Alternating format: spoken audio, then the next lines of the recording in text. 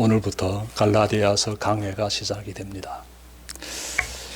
갈라디아는 지역 명칭인데 지금은 갈라디아라는 지역이 없더라고요. 제가 좀 찾아보니까 튀르키예라는 나라에 보게 되면은 중부 내륙 지역에 갈라디아 이 지역이 있었습니다. 잠깐 좀 말씀드릴게요. 이곳은 기원전 25년 로마에게 점령당한 후에 로마의 행정 개편에 따라 갈라디아라는 주가 되었습니다. 그래서 갈라디아라게 되면은 로마의 지배하에 있었던 고대 사회 당시 튀르키예 그 지역에 있는 어느 한 넓은 지역을 가리킨다라고 여러분들이 이해하시면 되겠습니다. 이 갈라디아 주에는 바시디아 안디옥 그리고 이고니온 그리고 루스드라 그리고 더베와 같은 이런 성읍들이 있었습니다. 예, 이러한 성읍들이 갈라디아 주에 속했고요. 바울은 이곳에 들어가서 교회들을 세웠습니다. 예. 자, 여러분 갈라디아서는 바울이 갈라디아 지역에 있는 여러 교회들에 보낸 편지입니다. 다시 말씀드리면 갈라디아 이 주라는 이 넓은 지역에 있는 여러 성들의 여러 교회들이 세워져 있는데 그 여러 교회들 중에서 특정 어느 한 교회를 향해서 쓴 편지인 것이 아니라 여러 교회들에게 갈라디아 주에 있는 여러 교회들에게 쓴 편지였습니다. 그래서 2절 보게 되면은 갈라디아에 있는 여러 교회라고 이렇게 밝히고 있습니다. 공동 서신이죠. 그러니까 여러 갈라디아 지역에 있는 교회들은 이 편지를 다 같이 봤으면 좋겠습니다라는 것이지요. 갈라디아서를 읽게 되면은요 이상한 점 하나를 발견하게 됩니다. 바울이 쓴 여러 서신들이 있는데 그 서신들 보게 되면은 앞부분에 꼭 그 공동체를 향한 감사의 인사가 들어갑니다. 대표적인 예 하나 찾아볼게요. 고린도 교회에 보낸 편지의 소두에서요 바울이 이렇게 인사합니다. 여러분의 일로 언제나 하나님께 감사를 드립니다. 라고 해요. 하나님께 감사를 드립니다. 이어지는 내용, 여러분은 그리스도 안에서 여러 모든 면에 풍족하게 되었습니다. 곧 온갖 언변과 온갖 지식이 늘었습니다.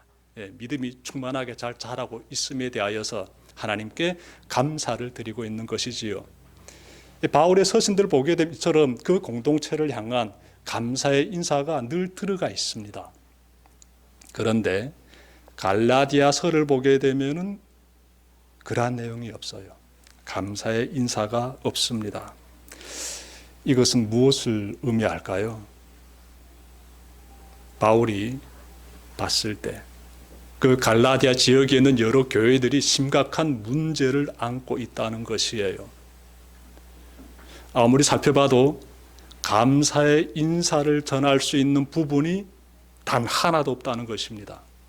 그래서 감사하는 내용이 없는 것이지요. 저희 마음에는 늘 한 가지 질문이 있습니다. 저만이 가지고 있는 질문일 수도 있는데요. 한국이란 이처럼 자유롭고 그리고 부유한 이 나라에서 살면서 제가 늘 품고 있는 질문은 이 한반도 북쪽에 있는 저 땅에는 잘 들으십시오. 한반도 북쪽에 있는 저 땅에는 저곳에서도 사람들이 살아가고 있는데 저 땅에는 세상을 향해서 드러낼 수 있는 그 어떤 자랑거리가 없을까? 그 어떤 장점이 없을까? 한국보다 좀 더 나은 점이 없을까? 단 하나만이라도 없을까? 제가 이 질문을 가지고 20년 동안 살펴보고 있는데요. 아직까지 찾지 못했습니다. 아직까지.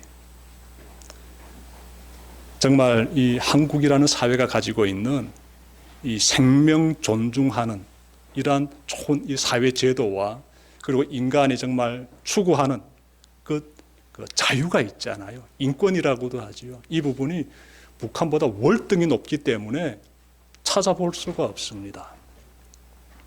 이러한 저의 상태를 생각하면서 바울이 갈라디아 지역에 있는 그 교회들을 향해서 감사할 수 있는 부분을 단 하나도 찾지 못하고 있음을 저는 좀 이렇게 연결해서 생각해 봤어요. 그래서 바울의 심정이 다소 이해가 됩니다. 문제가 꽤 심각하구나. 그 현실을 알게 되면은요, 현실을 알게 되면은 비교하게 되고 그 비교를 통해서 무엇인가 이렇게 그 다음 행보를 취하게 되지요.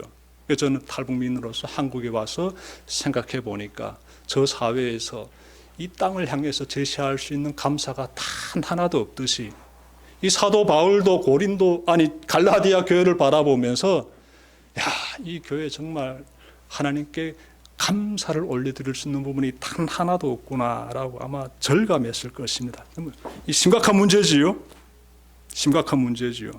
바울이 편지의 첫 문장을 어떻게 시작하는지 여러분들 좀 살펴봅시다. 자, 1절 보시게 되면 말씀이 이렇게 나옵니다. 사람들이 시켜서 사도가 된 것도 아니요, 사람이 맡겨서 사도가 된 것도 아니요, 예수 그리스도께서 그리고 그분을 죽은 사람들 가운데서 살리신 하나님 아버지께서 임명하심으로써 사도가 된 나 바울이, 이렇게 말씀하고 있습니다. 무엇이 강조되고 있어요? 사도라는 직분이 굉장히 지금 강조되고 있습니다. 사도. 아포스톨로스라는 이 헬라어인데 이 사도라는 이 아포스톨로스 단어가 가지고 있는 의미는 보내심을 받은 자라는 뜻이에요. 보내심을 받은 자.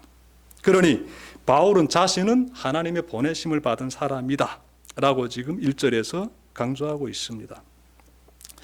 성경에 대해서 좀 꽤 지식을 가지고 있는 분들은 이런 질문 가질 수 있어요. 구약 성경 보게 되면은 선지자들이 등장하지요. 선지자란 하나님의 말씀을 대언하는 사람들을 가리킵니다. 하나님의 말씀을 대언하는 그 선지자들은 아무나 되는 거 아니지요. 그들은 반드시 하나님의 보내심을 받아야 합니다. 예레미야서 7장 25절에서 이렇게 말씀합니다. 너의 조상들이 애굽에서 나온 날부터 오늘까지 내가 어떻게 선지자들을 너희에게 보내되 끊임없이 보냈다라고 말씀하고 있어요. 그러니 선지자는 하나님의 보내심을 받은 사람이에요. 자, 그렇다면 구약 시대의 그 선지자들도 사도라고 봐야 되는가? 이런 질문이지요. 그들도 선지자인 동시에 사도들이다라고 부를 수 있을까요? 라는 질문도 가져볼 수 있습니다. 제가 좀 이렇게 구분해 드리고 싶어요. 그렇지 않습니다. 선지자와 사도는 구분이 됩니다. 이 시간 빌어가지고 마음에 잘 새기시면 좋겠습니다. 구약 시대 활동했던 그 선지자들은요, 가지고 있는 사명이 있습니다. 그 사명을 보게 되면 금방 우리가 구분할 수가 있어요. 구약의 선지자들은 장차 오실 그리스도와 그리고 다가오게 될 하나님의 나라에 대해서 예언했습니다. 예언. 앞으로 어떤 분이 오게 된다? 메시아가 오게 된다. 그리스도가 오게 된다. 그분을 통해서 하나님의 나라의 땅 가운데 임하게 된다라고 수없이 예언했지요. 반면에 신약에 등장한 사도들은 구약의 선지자들이 예언했던 그분이 바로 예수님이시며, 즉 예수는 그리스도이시며 그분을 통해서 하나님의 나라의 땅 가운데 임했다라고 전한 사람들이에요. 그러니까 사명이 다릅니다. 한마디로 정리하면 선지자는 오실 그리스도를 예언했다라면은 사도들은 오신 그리스도를 선포한 사람들이에요. 그래서 구약의 선지자들도 하나님의 보내심을 받았지만 그들에게 우리는 사도라는 호칭은 붙이지 않고 있습니다. 구분이 돼요. 사도의 자격에 대해서 좀 찾아봅시다. 사도는 어떤 사람이 될 수 있는가? 누가복음 6장 13절 보게 되면 예수님께서 자신의 그 애제자들, 그 12명에게 정말 놀라운 직분을 수여하십니다. 그 직분이 바로 하나님의 보내심을 받은 자라는 사도가 됩니다. 그들을 사도로 예수님께서 세우세요. 예수님으로부터 그 세우심을 받은 사람들, 예수님의 12제자들, 그들이 바로 최초의 사도들입니다. 자, 그리고 사도들이 이어서 또 나옵니다. 사도행전 1장 22절 보게 되면은 예수님이 부활 승천하신 다음에 사도 베드로가 제자들 중에서 마띠아라는 사람을 사도로 딱 세웁니다. 여러분, 이 마띠아가 사도로 시험을 받게 되고 이어지는 내용 좀 더 찾아보게 되면은 바나바라는 사람도 사도로서 활동했음을 우리가 찾아볼 수 있어요. 사도가 되면은요, 자신의 직업과 가족을 떠나야 돼요. 예수님과 동행해야 합니다. 예수님의 고난에 참여해야 돼요. 그리고 예수님이 받으신 세례도 받으셔야 하며 예수님으로부터 하늘의 권세도 위임받아야 합니다. 그러므로 사도는 아무나 될 수 있는 것이 아니에요. 이러한 사도의 조건을 보면서 여러분들께서 이 바울이라는 사람을 보십시오. 바울을 보게 되면은 사도의 조건에 잘 연결이 되지 않아요. 합당해 보이지 않습니다. 뭔가 많이 굉장히 부족해 보여요. 왜냐하면은 이 바울은요, 이 사람은 교회를 박해했던 사람이지 않습니까? 이 사람은 교회를 박해하는 박해자예요. 예수님의 그 말씀을 지켜 행하면서 주님을 따랐던 제자들 중에 한 사람이 아니라고요. 바울은 정반대의 길을 갔던 사람이에요. 그런데 이런 사람이 지금 오늘 본문의 1절 보니까 나는 사도다라면서 지금 강조하고 있지 않습니까? 도대체 어떻게 된 걸까요? 어떻게 되어서 이 사람이 사도가 되었을까요, 여러분? 바울이 사도가 될 수 있었던 결정적인 사건이 있었지요. 어느 날 바울이 다메섹이라는 지역으로 찾아가게 되는데 여러 사람들을 이끌고 리더가 되어가지고 찾아가는데 목적은 단 하나, 예수 믿는 사람들을 붙잡아가지고 끌고 오기 위해서예요. 자, 그러면 교회를 박해하는 박해자지요. 다메섹 도상, 즉 다메섹 성 가까이 갔을 때 그때 하늘에서 정말 굉장히 놀라운 그런 빛이 이 다윗이 하는 이 바울을 감싸게 돼요. 그 빛 가운데서 하늘로부터 자신에게 울려오는 놀라운 음성을 듣게 되지요. 사울아, 사울아, 내가 어찌하여 나를 박해하느냐. 여러분, 사울이라는 이 명칭은 이름이에요. 이 바울이란 이 사람의 이름을 히브리식으로 바꾸게 되면 사울이 돼요. 그 사람이 그 사람이에요.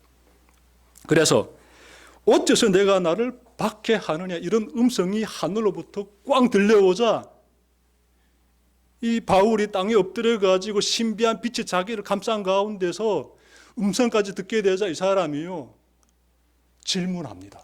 질문해요. 주여, 누구십니까? 라고. 누구십니까? 여러분들도 나중에 이런 신비한 체험할 때 갑자기 여러분들에게 하늘의 음성이 들리는 거예요. 여러분 이름을 부르면서 이렇게 찾아올 때 주여 누구십니까? 라고 한번 여러분들께서 꼭 질문해 보시길 바랍니다. 바울이 이렇게 질문하자 이어지는 말씀 보니까 나는 내가 박해하는 예수다 라는 음성이 꽝 들리는 거예요. 내가 박해하고 있는 그 예수 믿는 자들, 그 중심에 서 계시는 그분이 지금 하늘로부터, 아니 얼마 전에 십자가에서 죽임당한 그분이지 않습니까? 근데 그분이 지금 살아계셔가지고 자신을 부르고 너 왜 그렇게 박해하느냐라고 지금 꾸짖고 있지 않습니까? 깜짝 놀라게 되지요. 바울이 여기에서 하나님의 부르심을 받게 돼요. 이후의 내용을 간단히 말씀드리면 그는 그 사도 바나바를 만나게 되고 그 예수님께서 다 인도하시는 거예요. 그래서 예수님의 인도를 따라가면서 그가 하나님의 사도들 만나게 되고 그리고 더 나아가서 이방 땅의 복음을 전하는 사도로서 딱 세워져 가지고 활동을 전개하게 됩니다. 누가? 바울이. 자, 하지만 그럼에도 불구하고 당시 많은 사람들은 이 바울이 지니고 있는 사도의 직분에 대하여서 의심을 했댔습니다. 그래서 바울은 자신이 어떻게 되어서 사도가 되었는지를 지금 이렇게 1절에서 강조하고 있는 것인데, 말씀 찬찬히 보니까 나는 사람에 의해서 사도가 된 것이 아니야. 나를 사도로 세우신 분은 하나님이야. 그분께서 나를 사도로 임명하셨어 라고 딱 밝히고 있어요. 굉장히 멋있는 내용이지요. 자, 지금까지 제가 쭉 사도에 대해서 말씀해 드렸는데 끝으로 하나만 좀 더 말씀드릴게요. 이 사도라는 직분은 계승이 안 됩니다. 계승이 안 돼요. 예수님의 부활의 목격자들 중에서 하나님의 보내심을 받은 자들만이 사도가 될 수 있기 때문에 그렇습니다. 그럼 이 사람들은 살다가 세상을 다 떠나게 되지요. 그러면 그것으로서 사도의 직분도 끝나게 돼요. 끝나게 돼요. 그래서 오늘날 교회에는 사도의 직분이 없는 거예요. 하지만 비록 사도의 직분은 없어도 사도들처럼 하나님의 보내심을 받은 자가 되어서 살아가는 사람들, 그 사람들이 바로 그리스도인들입니다. 그러니까 여러분들은 사도는 아니지만 사도적인 삶을 사는 사람들이에요. 왜 그렇지요? 그 이유가 있습니까? 근거가 어디에 있습니까? 마태복음 28장 19절과 20절에서 명확하게 나오고 있지 않습니까? 예수님께서 제자들을 딱 보내실 때, 즉 사도들을 세상으로 파송하실 때, 그때 예수님께서 가라고 말씀하시지요. 말씀 보게 되면 너희는 가서 모든 민족을 제자로 삼아 이렇게 말씀하고 있지 않습니까? 그런데 간다는 것은 다시 말씀드리면 보내심을 받았다라는 것이지요. 그래서 예수님으로부터 보내심을 받은 사람들, 이 사도들이지요. 그런데 이어진 내용 쫙 보게 되면은 내가 세상 끝날까지 너희와 항상 함께 있겠다 말씀하십니다. 여기서 답이 나와요. 왜 우리가 사도적인 삶을 살아야 하는지. 나는 사도는 아니지만 내가 왜 사도처럼 저렇게 사도적인 삶을 살아야 하는지 그 답이 여기에서 나와요. 주님이 파송하신 그 12 사도들은 나가서 정말 모든 민족에게 나가서 바울 같은 사람은 이방인들에게 나가서 복음을 전하다가 순교했잖아요. 그런데 우리 주님께서 이렇게 말씀하셨지요. 내가 세상 끝날까지 너희와 함께 하겠으니 너희는 가서 모든 민족을 제자로 삼으라고 지금 말씀하고 있지 않습니까? 그러니 사도의 직분은 계승되지 않지만 사도적인 삶은 계속 계승되기 때문에 우리는 어떻게? 주님이 다시는 그날까지, 세상 끝날까지 우리 안을 함께 하신 주님과 더불어서 모든 민족을 제자로 삼는 그 역할을 감당해야 되는 것이지요. 감당해야 되는 것이지요. 이 말씀 늘 마음 가운데 깊이 새기시길 바랍니다. 본문으로 돌아가면 이 사도 바울은 편지의 서두를 우리가 지금 보고 있는데 여기에서 복음의 핵심 메시지를 전하고 있습니다. 복음의 핵심 메시지 1절과 4절에서 찾아볼 수 있는데, 자, 4절에서는 예수 그리스도께서 우리 하나님의 뜻을 따라 우리를 이 악한 세대에서 건져주시고 우리의 죄를 대속하기 위하여 자기 몸을 바치셨습니다. 이렇게 말씀하고 있지요.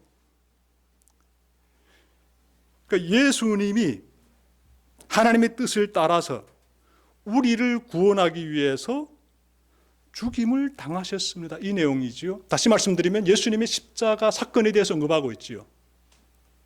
그런데 1절 보니까 예수 그리스도께서 그리고 그분을 죽은 사람들 가운데서 살리신 하나님이라고 말씀하고 있어요.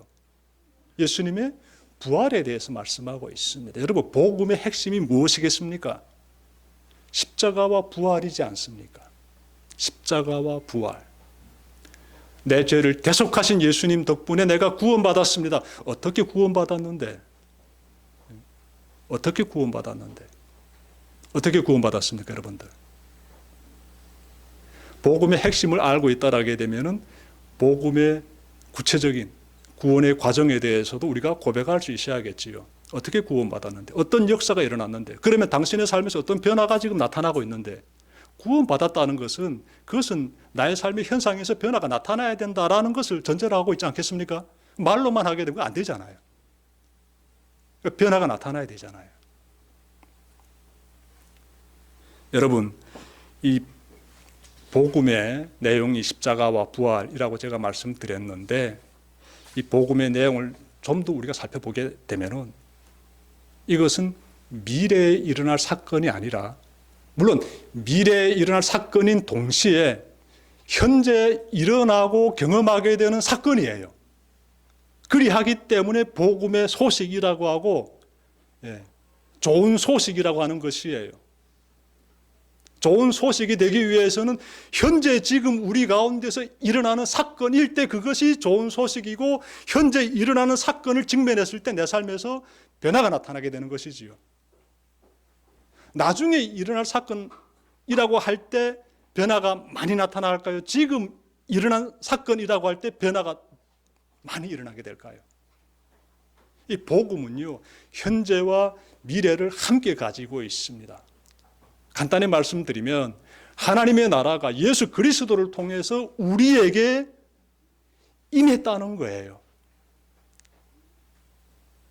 나중에 죽은 다음에 천국에 들어갈 것인 것이 아니라, 즉 미래형이 아니라, 예수 믿기 때문에 지금 내가 천국에 하나님의 나라에 들어가 있으며 하나님의 통치를 받는다는 거예요. 그러니 하나님의 통치를 받는다게 되면은 변화가 나타나야 되지 않습니까? 그래서 변화가 나타나느냐 나타나지 않느냐를 보게 되면은 뭔가 우리가 구분할 수가 있지요. 구별할 수가 있지요. 아, 저 사람이 하나님의 나라의 통치를 받고 있구나. 아니면 그렇지 않구나. 예수님께서 요한복음 5장 24절에서 이렇게 말씀하셨어요. 내가 진실로 진실로 너희에게 이르노니 내 말을 듣고 또 나 보내신 이를 믿는 자는 영생을 얻었고 심판에 이르지 아니하나니 사망에서 생명으로 옮겼다. 몽땅 다 완료형입니다. 앞으로 이루어질 것이야 말씀하신 것이 아니라, 예수 지금 믿게 되면은 너는 영생을 얻을 것이다가 아니라 얻었다 이렇게 말씀하고 있어요.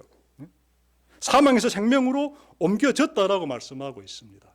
그러니 하나님의 나라 이 복음은 현재 진행형이에요. 현재.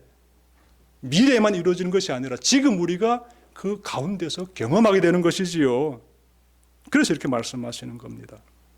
그렇게. 여러분, 하나님께서 나의 삶을 변화시킨다라면은, 즉 복음을 통해서 예수 그리스도를 통해서 하나님 나라의 그 임재를 내가 경험하면서 그분의 통치를 받는 백성으로서 내가 살아가는 그 삶의 모습에서 변화가 나타나고 있다면 제가 이어지는 질문 드리겠습니다. 그 하나님께서 여러분을 어떻게 다스리고 계십니까? 어떤 방법으로? 하나님의 통치를 받는 사람들은 이 부분에 대해서 명확하게 알아야 될 것 같습니다. 제가 북한 체제에서 살아보니까 백성을 통치하는 방식이 굉장히 한국하고 거의 정반대입니다. 물리적인 힘이 많이 사용되고 공포도 많이 조성되고 교육도 굉장히 이 폐쇄적인 그런 교육이 이루어지게 되고 그래요. 여하튼 세상에서 권력을 가진 자가, 힘을 가진 자가, 통치자가 백성을 어떻게 조종하고 다스리는지를 저는 저 땅에서 경험했고요. 또 한국에 와서 보니까 여기서대로 또 나름의 통치자가 백성을 다스리는, 자기가 가지고 있는 힘을 가지고 백성들을 이렇게 다스리는, 통치하는 방법이 좀 있더라고요. 요즘 일어난 사건들을 보게 되면은, 저는 정치적인 얘기는 빼겠습니다. 그냥 국력이 강한 나라가, 국방력이 강한 나라가 국방력이 약한 나라를 그냥 꽝 치더라고요. 설마 했는데 진짜 치더라고요. 이것이 세상의 방법이구나. 세상의 통치자가 행사하는 방법이고, 그 가운데서 사람들은 살아가는구나. 그리고 이러한 방식은, 이러한 세상의 힘에 의하여서 다스려지는 이러한 통치의 방식은 주님 다시 오실 때까지는 변하지 않겠구나. 이런 생각을 많이 가지게 됩니다. 여러분, 우리를 다스리시는 그 하나님은요, 어떤 방법으로 다스리고 계십니까? 그분의 통치 전략이 있지 않겠습니까? 통치 방법이 있겠지요. 어떻게 다스리고 계십니까? 그래서 그 다스림 가운데서 여러분들은 지금 변화되고 있는데 분명히 우리 살펴볼 수가 있지요. 막 억압하고 공포 조성하고 힘으로 내리누르고 이렇게 밀어붙이면서 여러분들을 변화시켜 가고 있습니까? 아니면 다른 방법으로 여러분들을 변화시켜 가고 있습니까?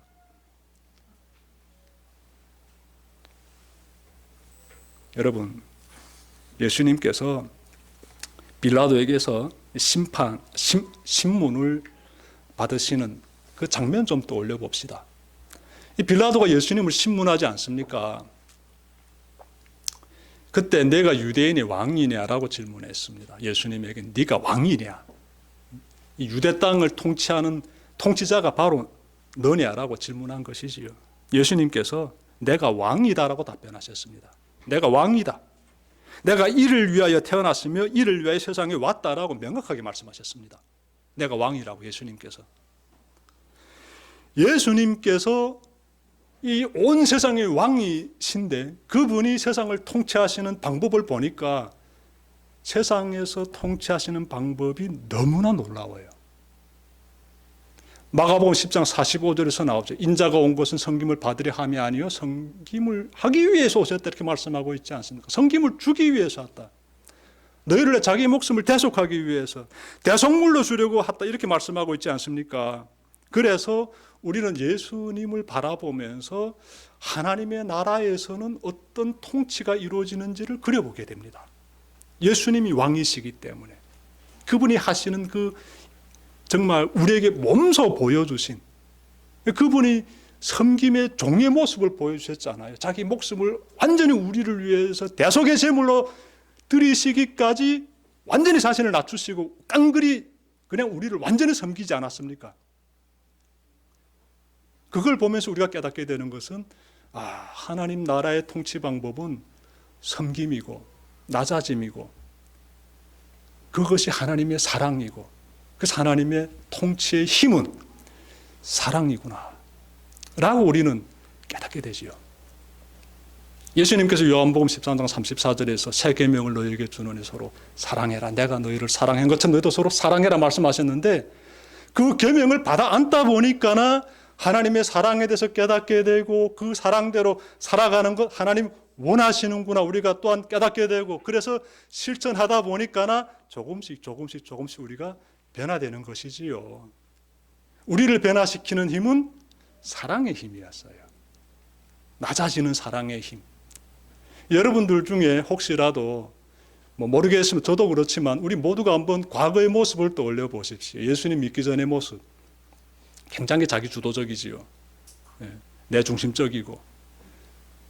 근데 예수님 믿으면서 많이 변화되고 있지 않습니까? 타인을 좀 더 깊이 생각하려고 하고 심지어 자신을 좀 희생시키면서까지 타인을 좀 도와주려고 하는 모습들. 너무너무 멋있는 모습이죠. 인간 본성은 이기적인데 그것을 완전히 초월하는 모습들이에요. 근데 그런 모습들이 예수 믿는 사람들에게서 나타나고 있지 않습니까? 과거에는 아주 교만했던 사람이 예수 믿으니까 엄청 겸손한 사람으로 변화되는 거예요. 과거에는 완전히 자기 권력을 가지고 그냥 고압적으로 행사하는 사람들, 갑질이나 하고, 가정에서는 내가 가장이다라면서 집안에서 폭력을 행사하는 사람들, 그런 사람들이 예수 믿고 나서 완전히 변화되지 않습니까? 사랑의 힘을 깨달았기 때문에 그래. 하나님의 사랑의 힘이 우리를 완전히 변화시켜가고 있습니다. 복음은 사람을 변화시킵니다. 사랑으로 다스리신 하나님의 나라가 예수 그리스도를 통해 그 사람에게 임했기 때문이에요. 십자가와 부활의 복음을 접한 사람은 그들은 교회로 나옵니다. 우리 교회 등록된 교우들 한 30명 정도 된다라고 생각은 들지만 이 교회로 나와 예배드리는 사람들은 15명입니다.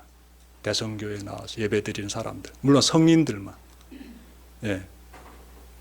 그러면 이들이 교회까지 나온다는 것은 하나님의 통치를 받고 있음을 의미하지요.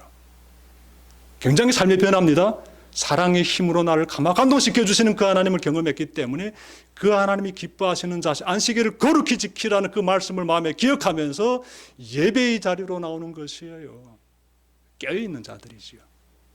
진심으로 축복합니다. 여러분들의 모습을 바라보면서 아직까지 머뭇거리면서 그렇게 살아가는 나머지 우리 교우들을 다 어서 빨리 이 교회 이 자리로 인도하기를 바랍니다. 말씀 마치려고 합니다. 여러분, 세상으로 나가 복음을 전한 이 사도 바울을 보면서 우리 자신을 좀 돌아봤습니다. 바울만 하나님의 보내심을 받은 것이 아니라 우리도 하나님의 보내심을 받은 사도적인 사람들입니다. 우리는 주님의 몸된 교회를 잘 세워가야 합니다. 그러기에 바울이 갈라디아 교회를 향해 주님의 십자가와 부활의 복음을 전파했듯이 여러분도 예수님을 모르는 사람들에게 다가가 주님의 십자가와 그리고 복음의 그 귀한 벅찬 소식을, 하나님 나라 지금 임했습니다, 이 소식을 전하는 여러분들의 새로운 한 주가 되기를 바랍니다. 기도드립시다.